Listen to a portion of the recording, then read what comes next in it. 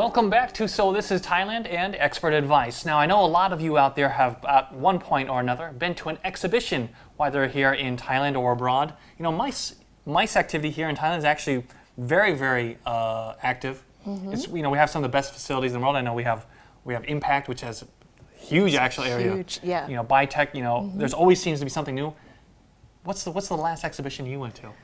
Oh man, you put me on the spot. It was probably an organic kind of expo. Yeah, I do remember that one. Yeah. And actually, they have a lot of those like here, whether it's organic items or organic farming or foods. They have ones for about every single industry, whether it's automotive or industrial or home decor. I remember French food fair. How could you forget that? Yeah, I know, right? Well, for all of you who would like to be participating in an exhibition, not as a visitor but as an exhibitor, today we have an expert on the show. I'd like to introduce Mr. Michael Palmer, who is the International Marketing Director for Leather Paragon. Thanks for joining us. Thank you very much. Pleasure to be here. Well, you have certainly had your share of exhibitions, I must say, and lots of good advice, I would hope. I hope so. Yes. Well, let's look at it this way. Let's start with the first thing is, with all the different exhibitions out there, without getting, knowing exactly what the business is of our viewers, how do you choose a good exhibition over a bad one, or how do you know? The main thing is a couple of main things, that it has to be a fair that's well known and well known in the industry, because obviously the whole point of doing the fair is for us to get out there and sell our products. So we want to make sure that it's a fair that's well advertised, well respected in the industry, and that the demographics of the people we want to attract for the level of industry, level of business that we're at, are the people that are attending those fairs. So we do our homework, hopefully, sometimes it works, sometimes it doesn't work, about what the demographics of that fair are, what the previous statistics, etc. are, to then work out whether it's worthwhile attending. And there are a couple of fairs that are just worldwide known amongst the industry that are just must-do fairs. So those are a no-brainer, if you can get into them. So how often do they come about? Is it a once yearly thing, twice yearly? Most of the international fairs are held twice a year because of the buying cycles. Because people right in the springtime, they're buying for their Christmas. For the retailers are buying for this is from the retail point of view anyway. Are buying for retail for Christmas. I'm sorry, and then there'll be a fair later on in the year in the autumn, and which will be for their summer sales. So they'll split it up into two 6 month periods. In the exhibitions and in conferences that I've been to, I always see you have some exhibitors are actual retail outlets who just happen to set up a booth. I see wholesalers there, and you also find the manufacturers and the producers there. Right. Are certain exhibitions mainly for the manufacturer or mainly for the wholesaler? Majority of the fairs are actually for the overseas fairs are certainly for the wholesalers, like the people that we sell to. As a manufacturer, the people that we sell will then exhibit at the fair. For example, the fair in Paris, they will actually exhibit our products at the fair there. Whereas if you look at a fair such as in Thailand, the Bangkok fairs, they will actually have a mix of some people who are retailers, but then also people such as ourselves who are the manufacturers who are exhibiting. So it's a mix, but from a general point of view, the international fairs are mostly the wholesalers. Okay. Don't mean to interrupt you. I got lots of questions because I've been to a lot of exhibitions out there.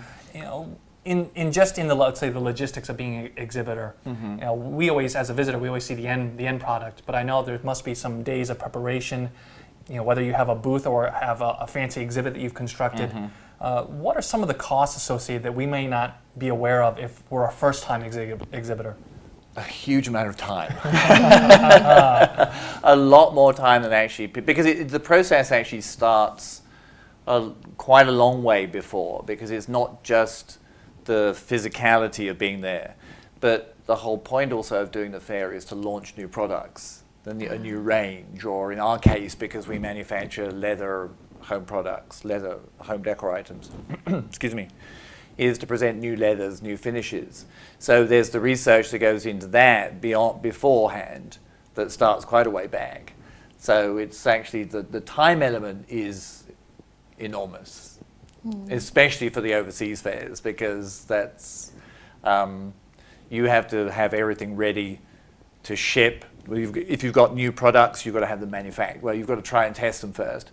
You've got to have them manufactured. You've got to have them perfect. Then you've got to have them shipped. And they always want them there way before it is absolutely necessary because they've got to clear customs, etc. So that's a much longer process. Now, for a Bangkok fair, that's obviously shortened because we've got our factory here and Bitech or Challenger is just down the road. So that whole process is obviously shortened. So preparing for local exhibition and an international exhibition, is it the same or different? It's way different. It's way different. How so? Because the local fair is a lot more easy in the respect of logistics because we have all of our own staff here. So all of our own staff who are our factory workers, they will be doing the setup, they will be doing the manufacturing of the booth, they will be doing all of the the hand carrying. Whereas when you've got an overseas fair, you're then relying on the logistics people overseas to actually do that. And that's a whole because you're entering into an unknown area there. I mean, you have no idea. When you walk onto the booth and there's a wooden crate like this that you sent from Thailand, I mean, is somebody going to open that for you? Do they have a crowbar to open that for you? Are they going to move that around for you? I mean, different fairs are different. There is like I don't want to mention countries, but one fair we did overseas, they opened the booth, they opened the box, they literally took all of the furniture out, they literally took all of the packing off. They literally stood there and, as we said, no, that table's better there, that table's better there, this is better there, can you move it around? Can you, they did the whole 9 yards. Wow. Now, another country we went to, we had to find a crowbar to open the crate. And once we found a crowbar, it was basically, well, there you are, you're on your own. And when you finish, then dump the rubbish down the side and we'll come and take the rubbish away. So it's, but then locally, obviously, it's completely different because we've got all of our workers that actually help us do everything on the spot. Sure. So Well, it's a lot easier. With all the work that goes into it, I guess a lot of people I know, it may sound like kind of daunting for let's say, a small business out there. Is it actually worth it? Is there a return on investment? Is it worth it going to an exhibition? Yes. For the most part, yes. But you have to sometimes wait. There's a very strange thing in the dynamics of doing a fair, is for an overseas fair. If you're a new face for that first year, the people who visit the fair will see you, take a look at the products, take a look around and say, very nice, thank you very much, yes. Come back and have a look. They want to see that you're there for a second or a third year, see if you're real or if you're just not a fly-by-night.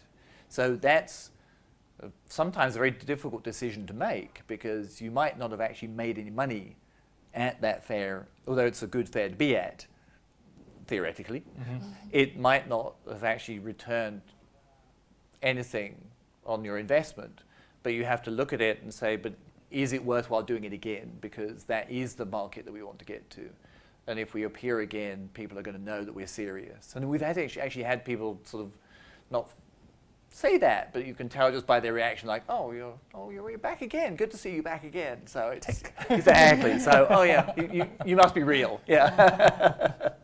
So it's kind of worth going back even if you kind of take a beating the first time. Well, that depends. Yes, and also sometimes it's not worth going back if you take a beating because you get the sense that this really isn't worth it. I mean, we did one which was overseas, and it was just completely the wrong fair.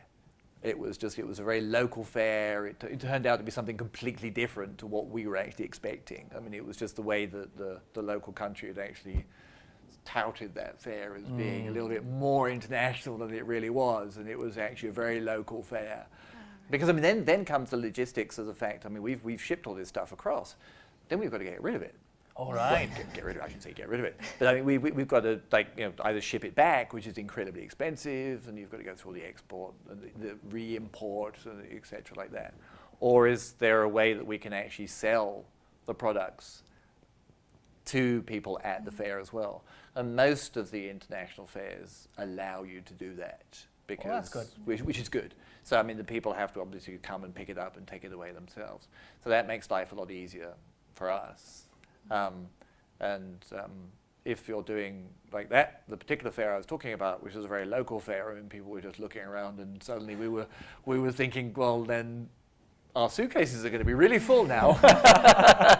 Luckily, it wasn't a fair where we had any furniture, because the business is we make small items in leather, so the sort of waste bins, desk pads, all the sort of home amenities that you will do, and also for hotels as well. We do a lot of hotel projects. So when you go into a hotel room, you see the waste bin, you see the desk pad or the telephone holder, the notepad holders, etc. We do that. But then also we branched reluctantly into doing furniture many years ago, but not like the big puffy sofas, sort of the big sit back sort of lazy boy sofas, those type of things. Ours is the type of thing that would be like a wooden structure or a stainless steel structure, which we use a lot. And then the leather is used to accent that, sort of either covered in leather or just accented in the leather. So we have the two different avenues of materials, of things that we make. I can see where you would come up, really depending on the exhibition, one or the other would work much better. And there are separate exhibitions. There are some that are furniture fairs, and there are some that are gift fairs. But then, for example, like the Bangkok gift fair that we do is called the Bangkok International Gift, Bangkok International Houseware Fair, which we've just finished. Technically, it's a gift fair, but I mean, we exhibit mostly our furniture there, and that works well for us. I mean, that's just the way that it works. So ending up at the wrong fair could be quite a that's very expensive. Experience. Yes, exactly. Yes, yeah, and very demoralising. Yes. It's a long time standing there twiddling your thumbs with nobody coming to see anything. Thank you so much for sharing your experience with us today. We hope to have you back again. And do stick around, and we'll be back with So This is Thailand.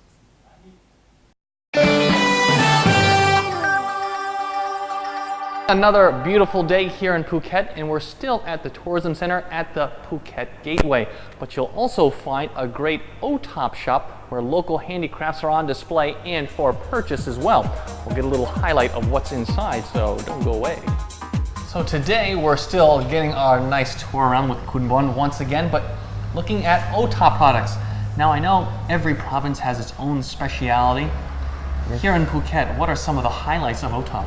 Yes, you cannot miss our batik, and our unique style is the marine style, or sea. In the sea you can see. Marine pictures figure prominently. Now these are all handmade? Correct. It's not by machine but handmade, so it's more details inside. And you can be sure that every one is unique. Yes. Not like the every piece is different. Yes.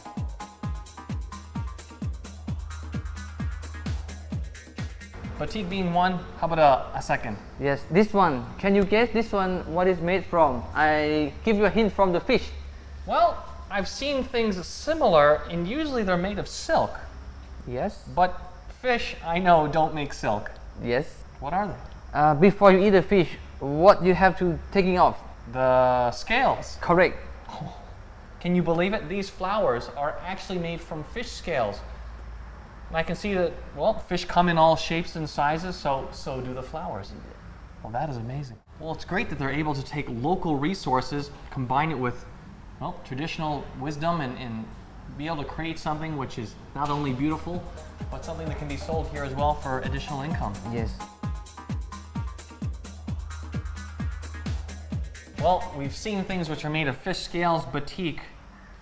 I can only imagine what this is made out of. Can you press? It feels like rubber. Yes, it's rubber. It's not plastic. So the good things, right? It's made from the rubber, from the natural, and it could be very nice present from a kids back home. So very soft, and since Phuket is one of the major things that the crops that they do here are rubber plantations. Yes. Now I've seen things similar to this back in Bangkok made of paper. Yes. What are these made of? Cow skin. Cow skin. Yes, cow skin. It takes 2 days to make for piece. At least 2 days. Yes. You can see the traditional style is like the angel or the the man puppet. or the puppet. Yes. But what is special here is this style or this style. You can have a look. Ah, yes. It's a marine style about the fish, you know, corals. So very similar to the batik, where Yes. they use what's in the local area. Thank you very much for showing us everything that they have in OTOP here. So actually, when you visit Phuket, it's really not a complete trip until you're able to round it out some purchases of the local handicrafts, which you can't find anywhere else.